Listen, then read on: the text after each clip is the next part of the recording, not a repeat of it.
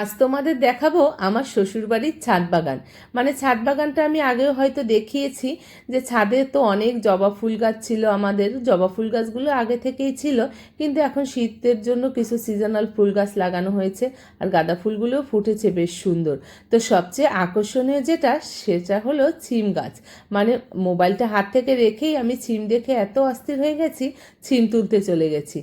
এত ছিম কিন্তু আমি আগে কখনো দেখিনি, একটা গাছে যে এত পরিমাণে ছিম হতে পারে। আর এই ছিমের গল্প এসে রোজ সৈকত আমার কাছে করে। আমি বললাম তাহলে চলো আজকে যে ছিম তুলে নিয়ে আসি আমি নিজের হাতে। তাই চলে আসলাম ছিম তুলতে। ছিম আমি খেতে অতটা পছন্দ করি না, কিন্তু ছিম তোলার মজাটাই আলাদা। আসলে এর আগে কোনোদিনও আমি এরকম ছিম তুলিনি নিজের হাতে। গাছে কিন্তু প্রচুর ছিম ছিল, কিন্তু ছোট বড় সব মেশানো। কিন্তু ছোটগুলো তো আর তোলা যায় না, তাই বড় বড় বেছে বেছে আমি একটা ছিম তুললাম। আর অনেক ছিল গাছে।